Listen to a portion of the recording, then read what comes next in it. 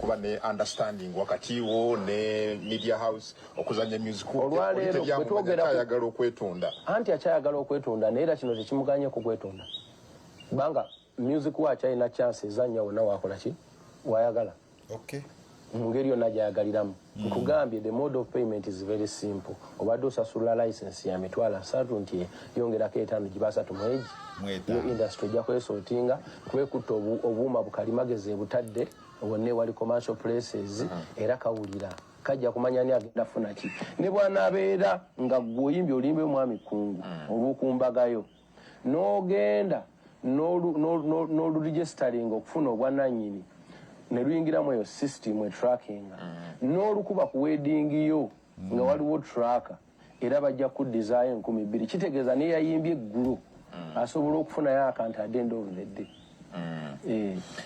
Well, nawuliriza bulungi abaka bano nga boogera waliwo a sizable number of them abakyasimbire kuli close 9 tebalina nsonga lwaki balisimba ze nkubuulidde kuba njagako. So what is close 9? Isakadde kano ke tutalina nnyo nti abo balina kibayisaawo bagezaako kuba tracking system eno tebaagala kubeera mu organized system bayisa copyright enkadde nga tewaliwo authority ekigoberera okitegeera kakati buli omuntu atandika okukozesa nga bw'ayagala kyobula abayimbi baavu. Today we are in a digital era. We need a digital system that is going to be following up like how it is done in other countries. Yes. Eyo gye bali mu balwanyisa organization eyo gye bali mu kulwanyisa baagala disorganized system kubanga bo already ba benefiting. Like for example njagala ombalire CRBTs buli luyimba MTN edikire yalinga million 5 buli luyimba lwa 7 million times 7 that is around 3 point something billion per month times 10 songs times 20 songs times 100 songs. How much money is that? They make too much money.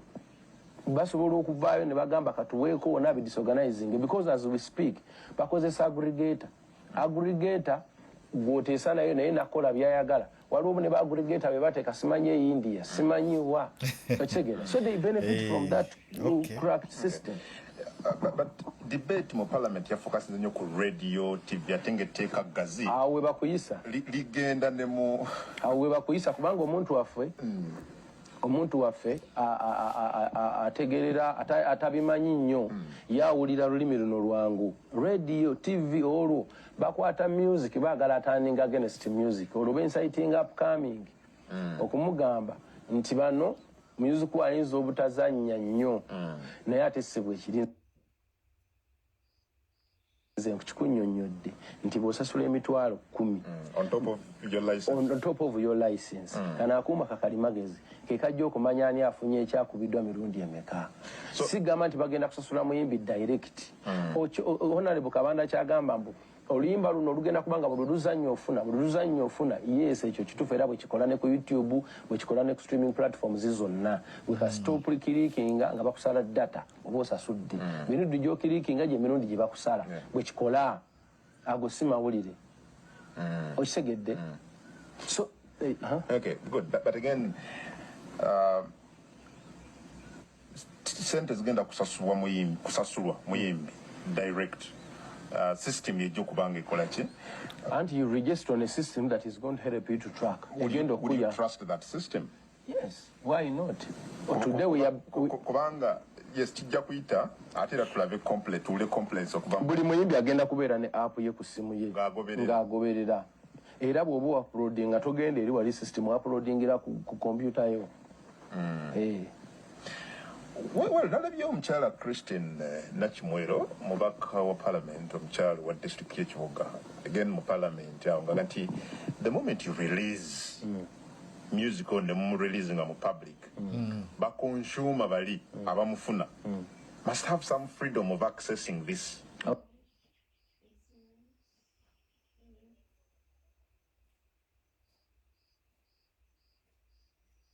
This music the moment I release olimba no teka mu public ne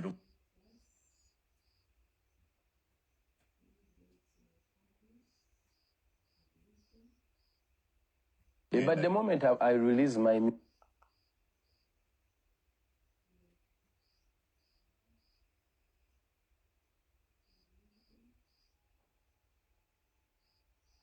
music have given them permission to use the music.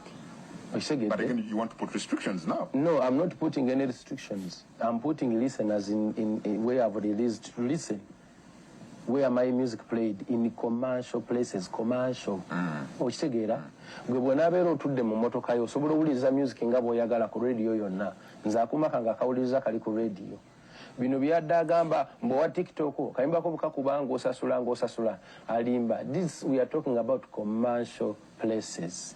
Nze aka ku TikTok nja kuba nkafuniramu from the data seera ono atunda data gyenfunira nze sifunira kuggwa awuliriza wano. You can listen as many times as you want.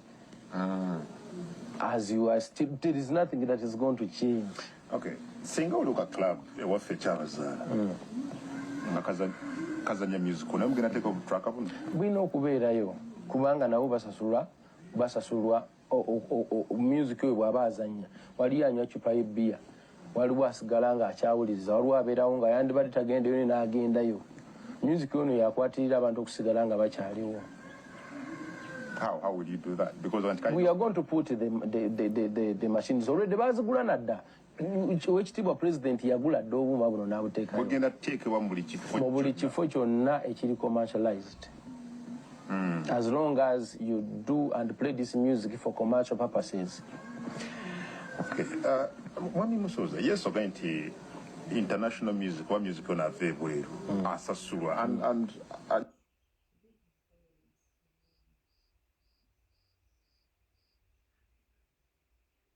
njagala oyongera okwogerako kwekyo because I've interacted with some musicians abakkiriziganya n'etteeka lino naye nga balina fear nti emikutu gino abadde muziki waabwe gigenda kudduka bagenda sigala bamuzanya bulungi nnyo nkunnyonnyodde bulungi naye kugamba TV ogenda kukwata obadde osasula tugenda collaboratinga olwaleero n'abantu nga agencies za government ziri mu existence. Local government evunanyizibwa ku kya license okitegeera tulina UCC tulina KCC tulina URA tulina police enforcement. There are going to be some collaboration. Gwoze kusasula license of operation nti ye yongerako emitwalo 10 okitegedde ebbaala ne bwe tuba tulina ebbaala emiliyoni emu yokka nga buli emu esasula emitwalo 10 there will be enough money to pay people kusinga abantu okulootingira mu mayumba.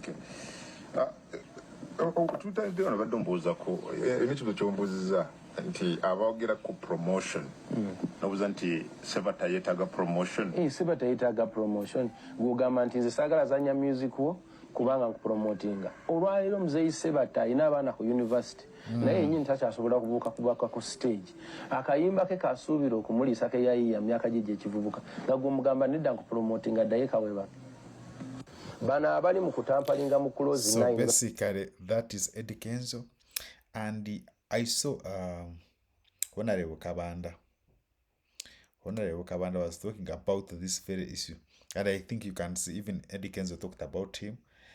So want to see what Honorable Kabanda was saying about this copyright law.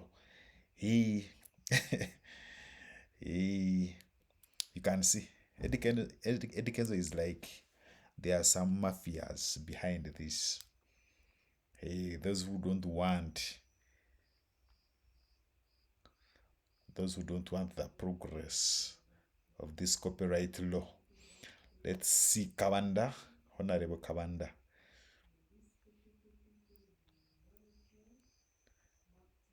Kabanda. Yes, this is Kabanda. Eno system tegena kufevaringa buli muyimbi yenno mu Uganda. Kubanga oli managing ekyuma kiri. Mukulu gundi oluyimba walukubye omulundi gumono wakana nga bakwe emitwalo 3. Eno system tegena kufevaringa buli muyimbi yenno mu Uganda. Kubanga oli managing ekyuma. So he's saying it is not going to favor all the musicians. And Eddy Kenzo was like, no, it is going to benefit everyone. Yajja okusala nga naga nti mukulu gundi oluyimba walukubye omulundi gumono wakana nga bakwe emitwalo 3. Ono ye abategeera gye bali yajja okugenda yabagambe nti no kola report nti oluyimba lwange balukubye emirundi mingi mukole report wali bampa akasente ogenda okwesanga nga abantu abamu abayimbi bafiiriddwa. So in other words, what Kabanda is saying, that some people in the system might manipulate the numbers. But Eddy Kenzo was like, the system is going to be automatic. They're going to put those machines in those centers. Hey, you play the music, it registers. But this one is like, people in the system are going to corrupt the system. You get it? I think you get what I'm saying. Oba bannakatemba byonna bannabitone nga bafiiriddwa kubanga tebalina capacity esobola kugenda eri ekyuma kino gye kikola ki gye kiri ne bwe yandibadde nga yenkola era eba efiiriza muyimbi wabula eba erina abatono nga banna beeyamba so si bayimbi bonna mu ggwanga kubanga twali mu campaign wano eza president buli muyimbi yali ayaniriza president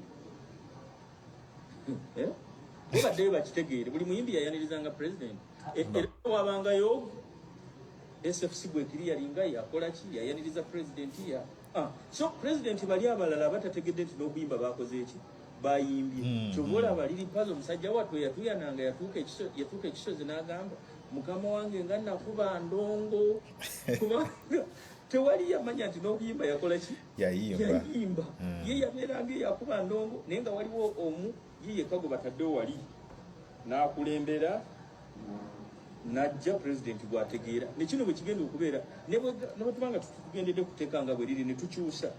So before we continue, I think embozi kwatagana. So in the first video, Eddy Kenzo is like, what Kabanda is saying, the system is going to be benefiting big artists and even upcoming artists. But Kabanda is like, this system might be like how campaigns happened. That there were only few musicians who benefited and others never benefited. Yes, so. Tukozese system. Era system tegena kuyamba buli muyimbi.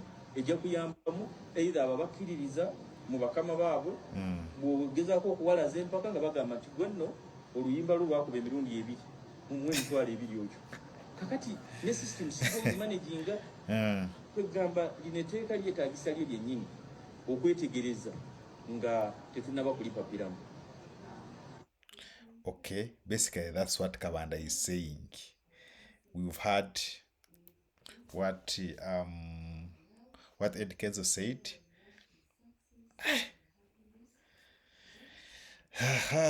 Let's see what people are saying.